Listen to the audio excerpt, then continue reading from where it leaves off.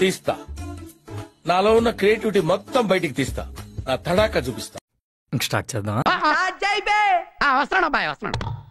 It's laughing time. Phone speaker పెట్టావు. మాధవ్ గారు. నేనేనా మాధవ్ గారు. మళ్ళా నేనే. మాధవ్ గారు టీవీ5 అన్నారు కదా, నేను టీవీ5 స్టూడియో నుంచి మూర్తిని మాట్లాడుతున్నా. ఓరే నాయనో, వీడు ఈ టైప్ లో తగిలాడేంటి? మూర్తి గారు ఒక్క నిమిషం. మాధవ్ గారు ఒక్క నిమిషం. మూర్తి గారు అరుస్తున్నాడు భయ్యుడు. ఎదురు మాట్లాడుతున్నారు. నీకు బాగా మదం ఎక్కిందిరా గోవర్ధన. మాధవ్ గారు మనం ఎంతసేపు మాట్లాడుకుందాం. నువ్వు చెప్పాలి అనుకుంటారా? అరే నేను ఇప్పుడు ఒకటి కూడా చెప్పలేదప్పా. నేను చెప్పింది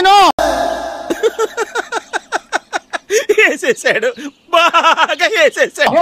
నేను చెప్పేది వినండి. చెప్పు, ఏదో ఒక్కటి చెప్పు. మీరు చెప్పారు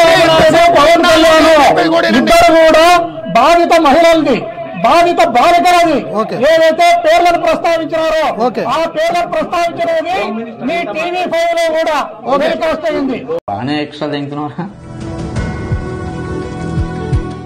ఓకే మాధవ్ గారు, మీరు చెప్పిందే విన్నా కదా. మీరు చెప్పిందే విన్నా కదా.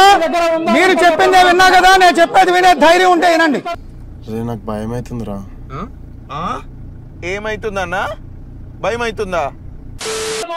నేను చెప్పేది వినే ధైర్యం ఉంటే వినండి. నిజంగా భయం వేస్తుంది. వణుకు వచ్చేసింది నా కడుపులో నుంచా.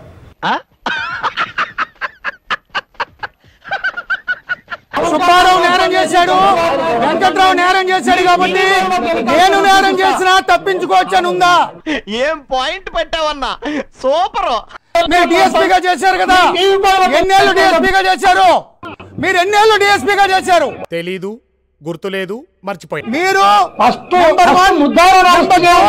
నెంబర్ 3 అని మండలాల పేర్లు పిల్లల పేర్లు చెప్పడం తప్ప కదా? గురించి మనం అవన్నీ నాకు అర్థం కానివి, అవసరం లేనివి. దాని మీద మహిళా కమిషన్ మాజీ చైర్మన్ కంప్లైంట్ ఇచ్చారు, పోలీసులు వచ్చి నోటీస్ ఇచ్చారు. అనంతపురంలోని మాధవ్ నివాసానికి వచ్చిన విజయవాడ పోలీసులు నోటీసులు అందించారు. ఇప్పుడు ఏం చేస్తావరా? ఓ ఇంటర్వ్యూలో పోక్సో కేసులో బాధితురాలి పేరు గోరంట్ల మాధవ్ చెప్పారంటూ ఆయనపై కేసు నమోదు చేశారు. మానవత్వం ఉందా? బుద్ధి ఉందా? బుర్రుందా? బిఎన్ఎస్ యాక్ట్ ప్రకారం తప్ప కదా? పిల్లల పేర్లు బయట పెట్టచ్చా? బాధితుల పేర్లు బయట పెట్టచ్చా? పెడితే అది నేరమా కాదా మీకు తెలీదా? నాకు తెలీదమ్మా, తెలీదండి. ఒకవేళ మీ నేరం చేస్తే చంద్రబాబు చేశాడు, పవన్ కళ్యాణ్ చేశాడు, వాళ్ళని లోపల పెట్టి నన్ను లోపల పెట్టండి అని అంటే కుదురుతుందా?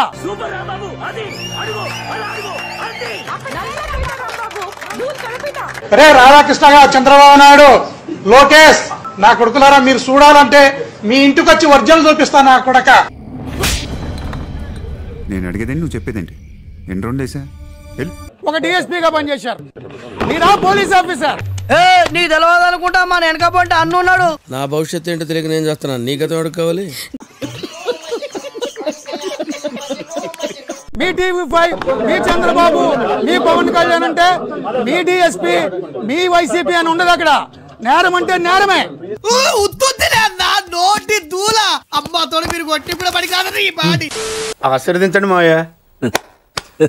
మీకు ధైర్యం ఉంటే వాళ్ళ మీద మీరు కేసు పెట్టండి. అది నేను చెయ్యను, నేను చెయ్యలేను. యాక్చువల్లీ నాకు చేత కాదు. మళ్ళీ ఎంపీగా పనిచేశారు, బెదిరిద్దాం అనుకున్నారా ఎవరినైనా?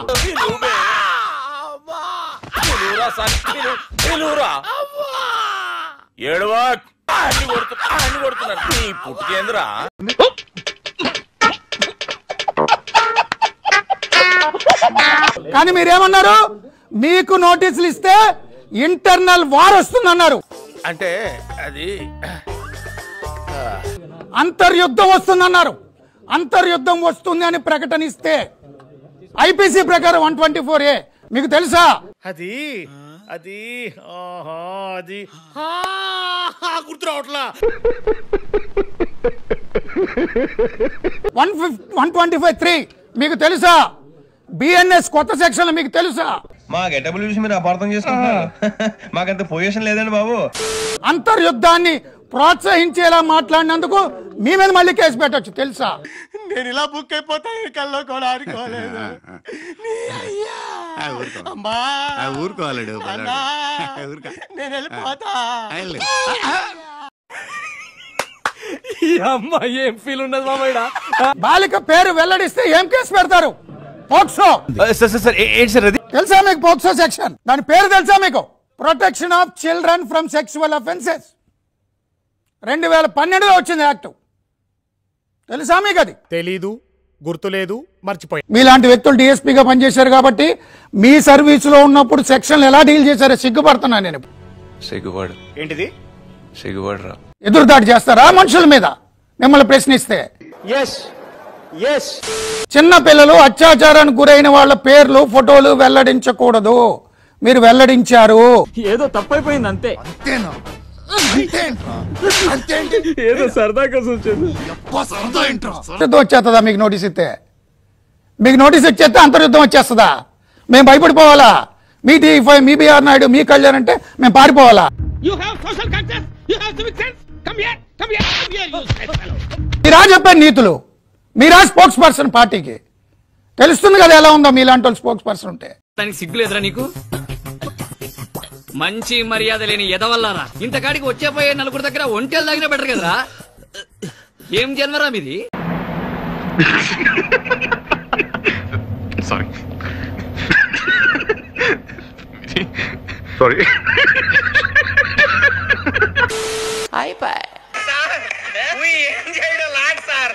ఈ కార్యక్రమం ఇంతటితో సమాప్తం. రేపు ఇదే అలవాసులపై మళ్ళీ కలుసుకుందాం. అంతవరకు సెలవా మరి. నా ఛానల్ పేరు గుర్తుందిగా? Please like, share, subscribe.